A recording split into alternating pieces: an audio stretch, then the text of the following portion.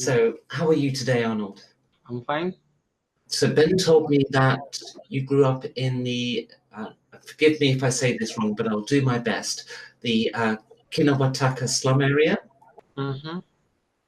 Yeah. So, what is life there like? So, what's a normal day before you joined the Butterfly Project? To me, during my time when I was still in primary, my days were going to school, coming back home, revising, then going to school again, like that. But when I joined the Butterfly, I was doing all these other exciting things which I didn't know how to do. Okay, so what were the things that Butterfly Project enabled you to do? Well, it all started out, we did our PLA, and I came here. They had the P7 activities here. So we went to shows at Serena Hotel. They had an event there. Went and saw the animals.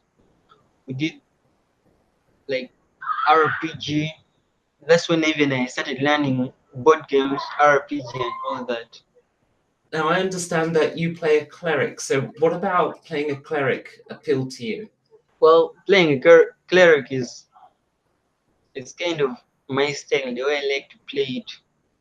It's like I don't lose health, and I don't reach in a moment where I have to look for health. Okay, like that sort. I like no help healing others, helping others. And then the other thing is I'm not that aggressive like fighters who go in and start killing everything and all that. But there are also some cool powers with the cleric like Holy Smite, not which is also cool. That's the main reason is why I like the cleric is again like joining people. It's more of like I give solutions, ideas, problems, and help them out when they're in really much need of it. And a cleric shows you that a fighter on his own is no good without a cleric, and also the cleric is no good without a fighter. So it's like a connection network where we are connecting together. So, what does role playing games mean to you? Like, how have games changed your life? I'll- Let me start with the role playing. Role playing it has changed my life a lot through that. It's like when I come in the role playing, it's like I'm playing a 3D game where I wear those specs and I'm like in another world. I imagine myself there, and I also make my decisions according to those situations. So for me, I like that. Like I go in. It's like I've gone into another dimension, which where I make my decisions totally different from which I'm in, but it's also fun and exciting. All those adventures, and all the time I see it's new, different. That's why I want to try out more of those, more of RPG, and more of those difficult adventures. We've come with our group, which I'm playing with. We've come to realize we like those hard adventures. I don't know why, but guess it's in our nature. We like the hard ones, like Kingmaker. And yesterday we played Rise of the Rune Lords. We had to make some serious tough choices. I'm curious to know, though, like in your life, if you weren't, or if you hadn't discovered the Butterfly Project, where do you think you would be today? Hmm. I think I would be in a shop selling, I don't know, selling stuffs, or I would be at home doing some nearby work, which wouldn't be that exciting. It would be like I'm going through the everyday life of almost everyone who stays in these slums. They just get a job, have a home, and like that, but nothing exciting like having to go in different places, teaching, role playing, or having to experience using of computers. I don't know if I would even have known how to use them if I hadn't made the butterfly project. I would just be seeing them on TV and it would end there. That's the life I had in like in P7. But now when I came to the butterfly project, my imagination expanded. I was seeing the world now in a different way. I saw that I could accomplish something which is different, something better than what my father's or my father and all those other people in the slum are doing. And I think if we can help those kids who are there in the slums, they would even do, I don't know, maybe more than what I can do. Now, you mentioned that part of what you do with the Butterfly Project is to go out and teach role-playing games to people. Could Yeah. you tell me more about how that works? For us, every year in the first term holidays this side, we do a board game what camp, which is always staged there in Gulu, where we go, we teach board games mainly, but we come with also RPG books, those simple ones, so to introduce the kids to the RPG. Now, even in the second term holidays, we also go back, but this time we go back as a small group, but we go back with another aim of accomplishing something bigger. We go with the more hard games and more of the role playing. Now, this year's first term's holiday went there for the board games convention, and this year we did something different. So our aim of these board game conventions to do each year we do something different. So it's bigger and better, and it's more exciting. Those people there in Gulu will want more to come back. Now, like in the first time's holiday, we did the lab, our first lab over here. And the love was nice. I was the Lich King, whom they had to kill, all of them. But Amazing. So you got to play the Lich King and be all evil. yeah, but the most, the most, okay, the evil side, you see, there are these movies where we see, and the evil side wins sometimes. So I wanted to see that happening, but Ben couldn't allow it. It wouldn't motivate the kids to want to do it more and more. That's why we just left the kids to win. Anyway, it was a fun event, a fun lap. I enjoyed it. Now, I know that at your centre there in Kampala, you've had a bit of a shortage with bestiaries and monster manuals. Yeah. Well, I've had a word with some friends of mine at Paizo, and they're going to be sending you a Pathfinder role-playing game bestiary pocket edition so that you've got one in print. But they're also going to be sending you their second volume. So they're going to send you two different bestiaries printed.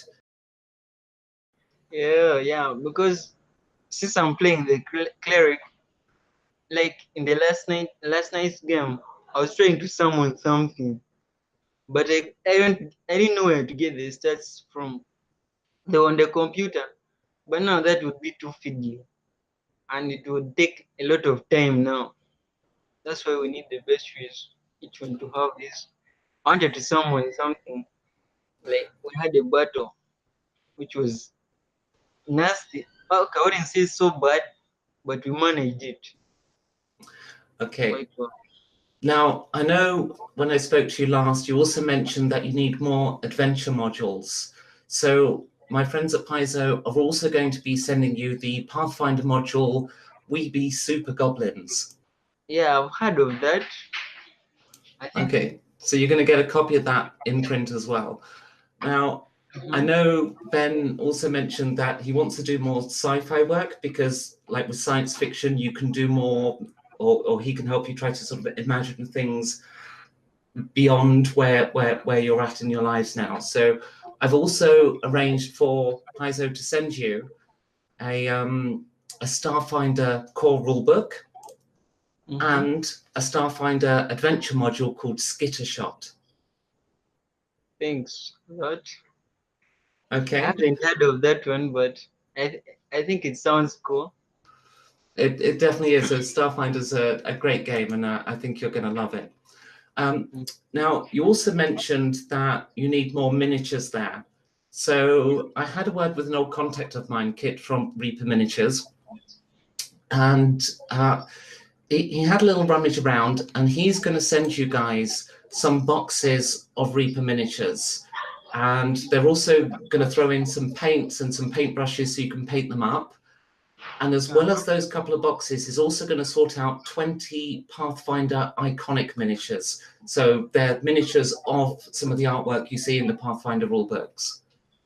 Wow, that's cool. Here, we like doing art, so I think you sending the paintbrushes would be very nice. The kids will love it, painting themselves the miniatures. Now, on top of that, I wanted to, because I'm not sure exactly which miniatures Reaper's going to be sending you. So I wanted to make sure you had some bad guys. So I've personally gone through my collection, and I'm going to be sending you these guys. So these are Lizardmen warriors, and you've got 16 of those there. So you'll never be short of a bad guy. So that's just come out of my personal collection. And you also mentioned you didn't have enough dice. So I've gone and I've ordered 10 sets of polyhedral dice. So you'll have 10 of every dice, and I'm going to send that as well. So you'll have that to get you going. Now, I know that's not everything you need, and you guys really need more board games and more adventure modules and more bestiaries and stuff. So I'm hoping that when we air this, the people watching it will see, how this has impacted your lives and what this is doing for you, and just how much of a difference it can make. So I'm hoping that they will send you more stuff as well. Thanks. So that's just what I've sort of got together to sort of get the ball rolling, as it were, from people I know in the industry. So hopefully that'll get to you soon, and you can start painting those minis up and start running through, the Pathfinder module We Be Goblins and playing Starfinder. So. Yeah, we be goblins. You'll be fun.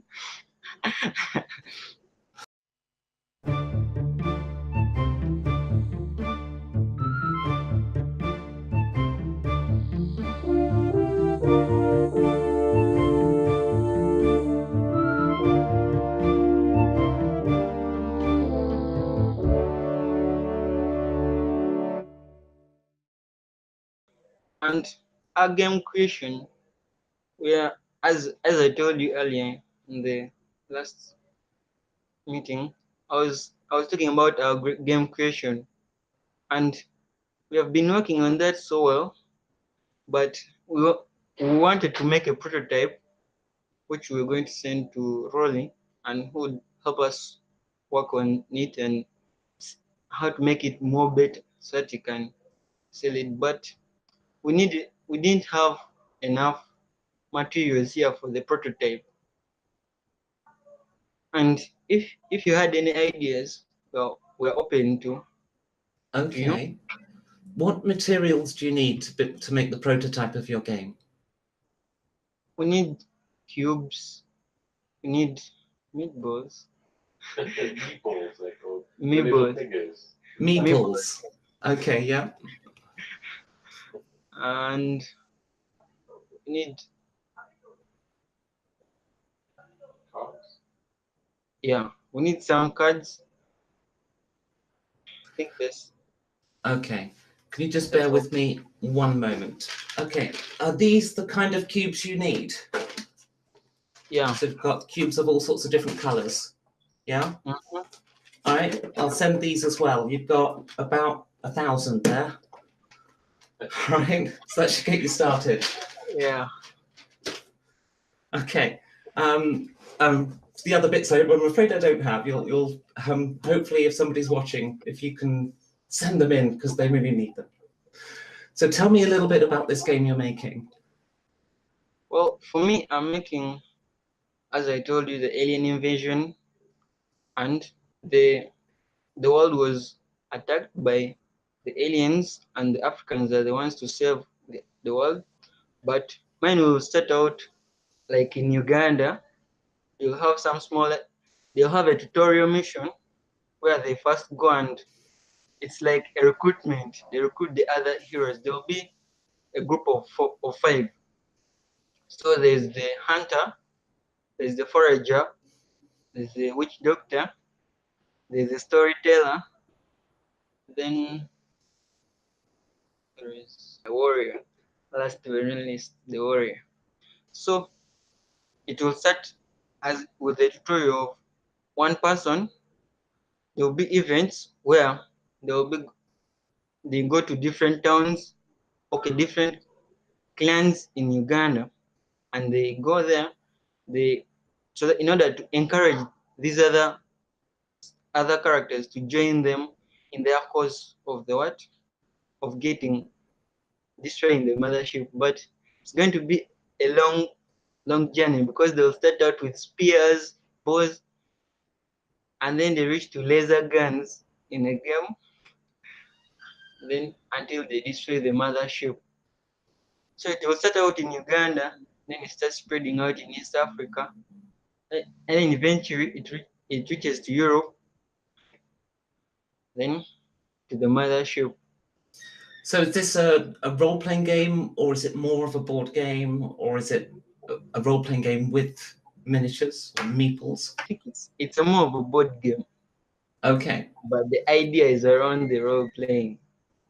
Well, I'm not the only one designing a game. We are 3. That's Alien Invasion is mine. Then Kenneth, you know him? No. Well, he's called Kenneth Ochola. For him, is being the Africans versus aliens. It's like mine, but more of a duel. It's like 2 players against 2, or 1 player against each other. So it will be like a bit like Mage Wars. You've seen Mage Wars Academy. Yeah, Okay. Yeah. Yes, I've seen it. I've not played it. Yeah, to be one person. One person is the Africans, the other person is the aliens. See, then Patrick, I think you've met him. Patrick, Yes, I have. Yes. for him, his game is the local business, and his is the nearest to be finished with the prototype. I guess we shall be seeing it before the end of this year. Okay, those are the And then once you've built these prototypes, are you looking to get them sort of published and released to the wider world, or are they going to be something you sell within Uganda? It's going to be published in the wider world. A person called Rolly, who's helping us, he wants us to do the prototypes. So I have to give them to Ben. He goes back with them by the end of this year. Then Rolly Ben teaches Rolly how to play all the rules. So Rolly will publish it and make it attractive, and then start selling. Okay. Well, I wish you the best of luck with it, and I look forward to buying a copy and playing it. Okay. Okay. So thank you very much for talking to us today, Arnold. It's been enlightening, and I sincerely wish you all the best. And